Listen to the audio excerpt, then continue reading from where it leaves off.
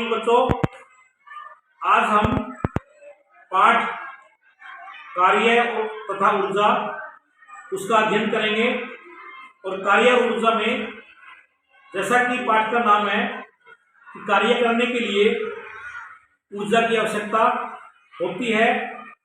पाठ में जैसा दिया गया है, पिछले अध्यायों में हम वस्तुओं की गति का वर्णन करने के तरीके, गति का कारण तथा गुरुत्वाकर्षण के बारे में चर्चा कर चुके हैं। कार्य एक अन्य अवधारणा है जो हमें अनेक प्राकृतिक घटनाओं को समझने तथा उनकी व्याख्या करने में सहायता करती है। ऊर्जा तथा शक्ति का कार्य से निकट संबंध है। इस अध्याय में हम इन अवधारणाओं के बारे में अध्ययन करेंगे। सभी सजीवों को भोजन की आवश्यकता होती है।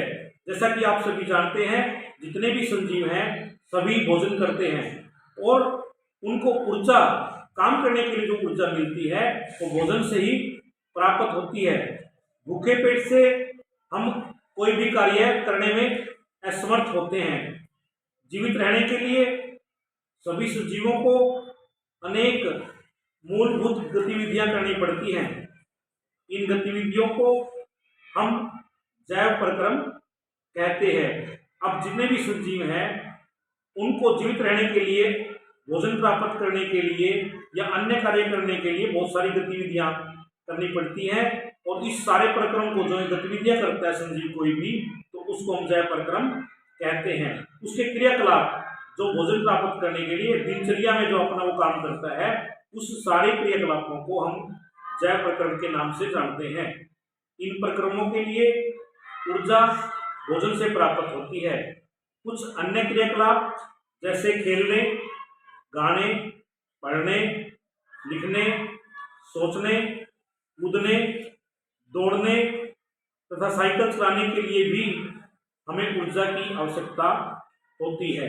अब जैसा कि पाठ में दिया गया है कि खेलने के लिए ऊर्जा चाहिए, गाना अगर किसी ने गाना वहाँ भी ऊर्जा चाहिए, पढ़ना लिखना है तो वहाँ भी ऊर्जा की आवश्यकता होती है, कुछ सोचना है तो वहाँ भी हमारी ऊर्जा खपत होती है, कंज्यूम होती है। कूदना, दौड़ना, साइकिल चलाना, इन सभी कार्यों के लिए ऊर्जा की जरूरत होती है। और वो ऊर्जा सभी कहाँ से मिलती है? सभी सजीवों को ऊर्जा जो है भोजन से हमें प्राप्त होती है। कठिन क्रियाकलापों में अधिक ऊर्जा की आवश्यकता होती है। जो कठिन क्रियाकलाप होते हैं, जहाँ पर फिजिकल वर्क जो है बॉडी को, शरीर को ज्यादा करना पड़ता है, वहाँ और ज्यादा ऊर्जा खर्च होती है। जंतु भी क्रियाकलाप में व्यस्त रहते हैं। उदाहरण के लिए वे कूद या दौड़ सकते हैं, उन्हें लड़ना पड़ता है, अपने शत्रुओं से दूर भागना पड़ता है, भोजन खोजना या आवास के लिए सुरक्षित स्थान खोजना पड़ता है। इसके अतिरिक्त कुछ जंतुओं को हम बोझा ढोने, गाड़ी खींचने या खेत जोतने के लिए उपयोग में लाते हैं। इन सभी क्रियाकलापों के लिए ऊर्जा की आवश्यकता पड़ती है। तो सजीवों में जैसे बताया इसने पाठ के अंदर दिया है, जंतु है वो, उनको भी ऊर्जा की आवश्यकता होती है। अब जंतु भी विभिन्न प्रकार के क्रियाकलाप करते हैं, उनको भी, जैसे छोटे जंतु हैं वो बड़े जंतुओं से, जंगलों के अंदर आपने देखा होगा कि जंगलों के अंदर जो है वो बड़ा जंतु जाता है तो वो बड़ा जंतु छोटे जंतु को खाने का प्रयास करता है और वो भागता है और भाग के कहीं ना कहीं किसी झाड़ी में, किसी घास में छुपने की कोशिश करता है। उसके लिए भी, उसको भागने के लिए, छुपने के लिए उसको ऊर्जा की आवश्यकता होती है और अपना आवास वो खोजता है कहीं। इसी तरह बहुत से जंतु ऐसे जो गाड़ी खींचते हैं, बैल है, इस तरह से। तो ये हमारे पास जो है भैंसा है जो गाड़ी खींचने का काम करता है, तो ये, या खेत जोतने का काम करता है, तो ये इनके लिए भी जो है ये काम करने के लिए इनको ऊर्जा की आवश्यकता होती है। और ये ऊर्जा इन सभी को कहाँ से प्राप्त होती है? भोजन करने से प्राप्त होती है। मशीनों के बारे में सोचिए। अब ये तो सारे संजीव थे, अब आगे निर्जीव की बात। निर्जीव में मशीनें आ गई। अब उन्हें कहा मशीनों के बारे में सोचिए, उन मशीनों की सूची बनाइए जिनका उपयोग आप करते हैं। उन्हें कार्य करने के लिए किस चीज की आवश्यकता होती है? कुछ ईंधनों को पेट्रोल और डीजल की आवश्यकता होती है और कुछ को बिना अगर कोई मशीन अगर वो मशीन पेट्रोल डीजल से नहीं है, उसको ऊर्जा कहाँ से मिल रही है? पेट्रोल से या डीजल से ऊर्जा मिलती है। इसके अलावा कुछ मशीन जो ऐसी होती है जिसको हम हाथ से या पैर से चलाते हैं, तो हम उसको क्या है, अपनी ऊर्जा देके उसको चला रहे हैं। तो संजीव और मशीनों को ऊर्जा की आवश्यकता सभी को, दोनों को होती है, चाहे वो निर्जीव हो चाहे वो संजीव हो। अब उसका कार्य क्या है? हम अपने दैनिक जीवन में जिस रूप में कार्य का प्रयोग करते हैं और जिस रूप में हम इसे विज्ञान में प्रयोग करते हैं, उनमें अंतर है। इस बात को स्पष्ट करने के लिए कुछ उदाहरणों पर विचार करते हैं।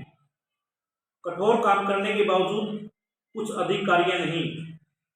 कमली परीक्षा की तैयारी कर रही है, वह अध्ययन में बहुत सा समय व्यतीत करती है, पुस्तकें पढ़ती है, चित्र बनाती है, अपने विचारों को सुव्यवस्थित करती है, प्रश्न पत्रों को एकत्रित करती है, कक्षाओं में उपस्थित रहती है, अपने मित्रों के साथ समस्याओं पर विचार विमर्श करती है तथा प्रयोग करती है। इन क्रियाकलापों पर वह बहुत सी ऊर्जा व्यय करती है। सामान्य बोलचाल में वह कठोर काम कर रही है। यदि हम कार्य को वैज्ञानिक परिभाषा के अनुसार देखें तो इस कठोर काम में बहुत थोड़ा कार्य सम्मिलित है। अब एक बच्चा, यहाँ पर नाम दिया गया है कि वो बहुत सारा समय अध्ययन करता है, बहुत समय पढ़ता है, अपने चित्र बनाता है, प्रश्न पत्रों को इकट्ठा करता है और वो अपनी पढ़ाई में पूरी मेहनत करता है। लेकिन अगर वैज्ञानिक परिभाषा से देखें, अब वो कार्य तो कर रहा है, लेकिन वैज्ञानिक परिभाषा में देखें तो वो ये कि वो कठोर काम है। हम कहेंगे आम भाषा में तो हम कहेंगे बहुत मेहनत करता है बच्चा, बहुत मेहनत कर रहा है, पढ़ाई में बहुत जोर लगा रहा है। लेकिन वैज्ञानिक परिभाषा में वो कठोर काम नहीं, बहुत थोड़ा काम है। वैज्ञानिक परिभाषा ये कहती है कार्य के लिए कि यदि हम किसी वस्तु पे बल लगाते हैं और बल लगाने से वस्तु विस्थापित हो जाती है, वो अपनी जगह से दूसरी जगह सरक जाती है, तो तब कहते हैं कार्य हुआ है।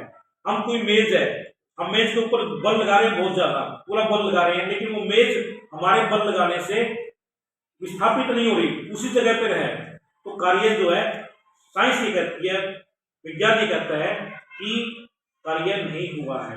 जब हमने किसी वस्तु पे बल लगाया और बल लगाने से वो विस्थापित हो जाती है, तो अब कहते हैं कार्य हुआ है। आप एक बहुत बड़ी चट्टान को धकेलने के कठोर परिश्रम कर रहे हैं। अब चट्टान को हम धकेल रहे हैं, लेकिन चट्टान तो अपनी जगह पे है, चट्टान तो अपनी जगह सरकी नहीं, कहीं आगे पीछे हुई नहीं। तो इसलिए हम क्या कहेंगे, हमने बल खूब लगाया, ऊर्जा लगाई, लेकिन क्या हुआ, चट्टान वहीं की वहीं है, तो कार्य नहीं हुआ। मान लीजिए आपके सारे प्रयत्नों के बावजूद चट्टान नहीं हिलती, आप पूर्णतः थक चुके हैं, तथापि आप चट्टान पर कोई कार्य नहीं किया, क्योंकि चट्टान में कोई विस्थापन नहीं हुआ। अभी मैंने आपको बताया कि बल लगाने से, हम किसी भी वस्तु पर बल लगाते हैं, यदि उसमें विस्थापन हो जाता है तो कार्य हुआ है। अगर विस्थापन नहीं हुआ तो कार्य नहीं हुआ, चाहे हमने कितना ही बल लगाया हो, चाहे हम बल लगा के थक चुके हो, तो कार्य, विज्ञान ये कहता है कि उसने कोई कार्य नहीं किया।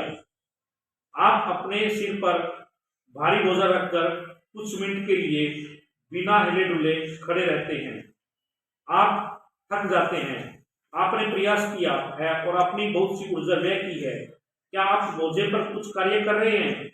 हम विज्ञान में जिस प्रकार कार्य शब्द का अर्थ समझते हैं, उस रूप में इस स्थिति में कार्य नहीं किया गया है।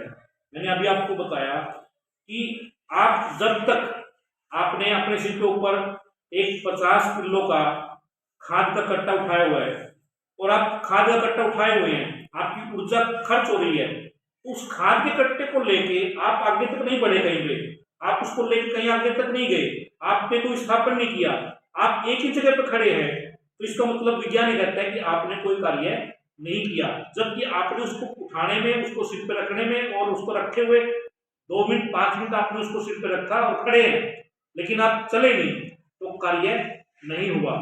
जब कोई वस्तु जिसको आप लेके या खुद बल लगा के जब आप उसको विस्थापित कर देते हैं, तो विज्ञान ये कहते हैं कार्य किया गया है, अन्यथा कार्य नहीं हुआ। प्राकृतिक दृश्यों को देखने के लिए आप सीढ़ियों पर चढ़कर इमारत की ऊपरी मंजिलों पर पहुंच जाते हैं।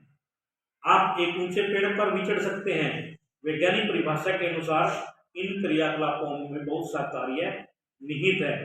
जब आप विस्थापन हो रहा है, जब आप चढ़ रहे हैं, ऊर्जा खर्च हो रही है, तो आप एक स्थान से दूसरे स्थान पर, एक सीढ़ी से दूसरी पे, दूसरी से तीसरी पे, 5वीं पे, 10वीं पे चढ़ रहे हैं, तो इसका मतलब वहां पर कार्य हो रहा है।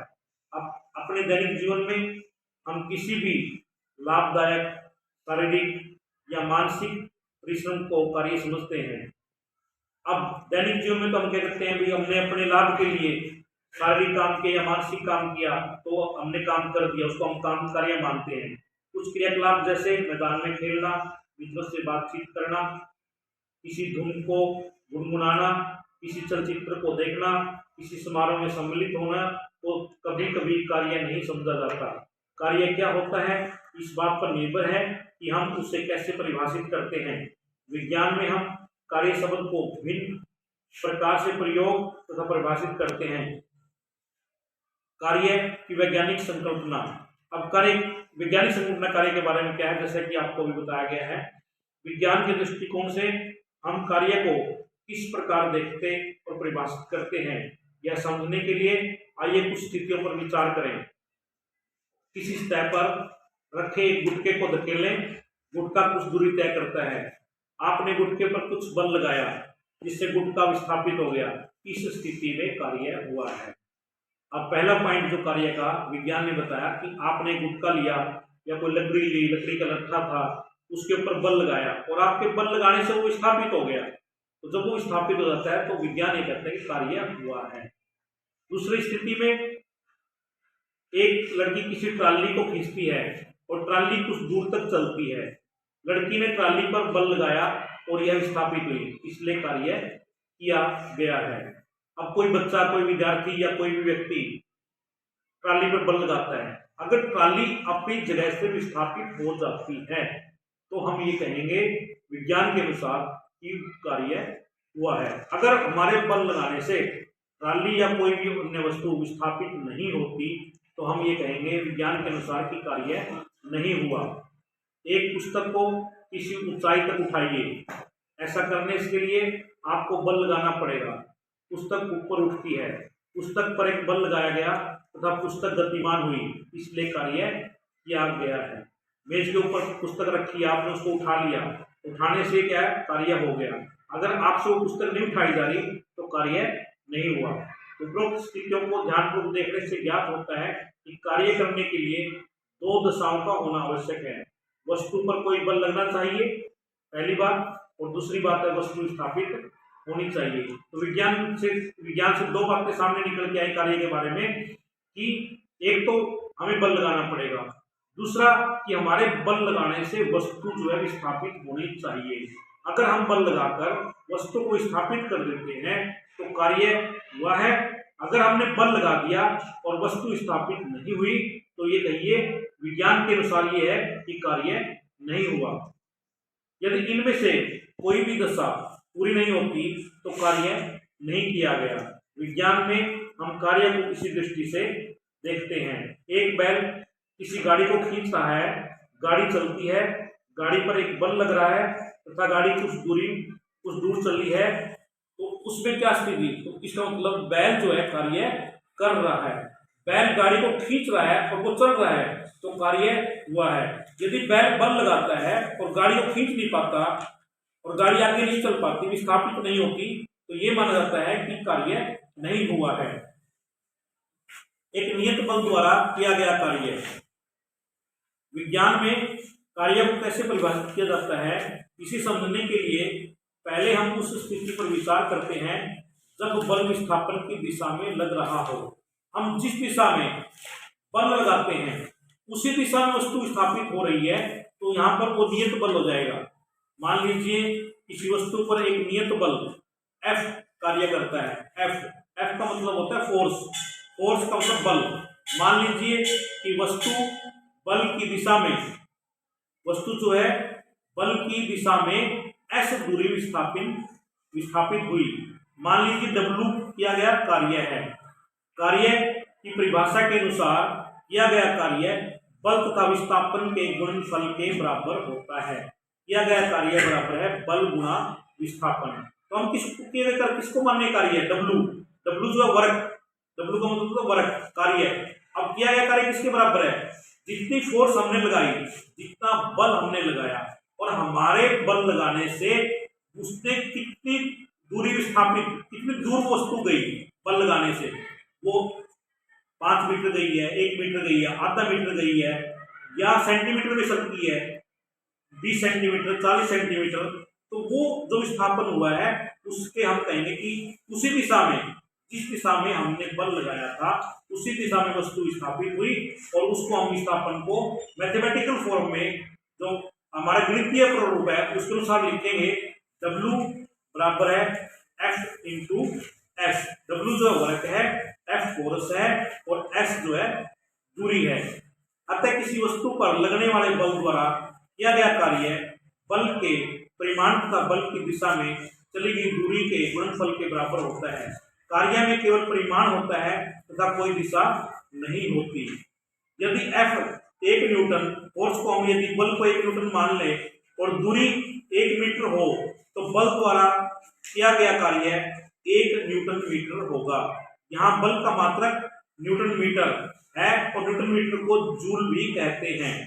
तो जो काम है, हमारा जो बल है, फोर्स है, उसको 1 न्यूटन मान लिया और 1 न्यूटन हमने फोर्स लगाई और दूरी जो उसने 1 मीटर स्थापित कर दी वस्तु ने, तो उसका कार्य जो हमारा 1 न्यूटन मीटर होगा, और 1 न्यूटन मीटर को हम जूल भी कहते हैं। अतः 1 जूल किसी वस्तु पर किए कार्य की वह मात्रा है जब 1 न्यूटन बल वस्तु को बल की क्रिया रेखा की दिशा में, उसी दिशा में, क्रिया रेखा मतलब जिस दिशा में हम बल लगा रहे हैं उसी दिशा में 1 मीटर स्थापित कर देता है, तो हम उसको 1 जूल कार्य कहते हैं। भाई वस्तु पर 1 जूल कार्य हुआ है। धन्यवाद, थैंक यू, बाकी कल करेंगे।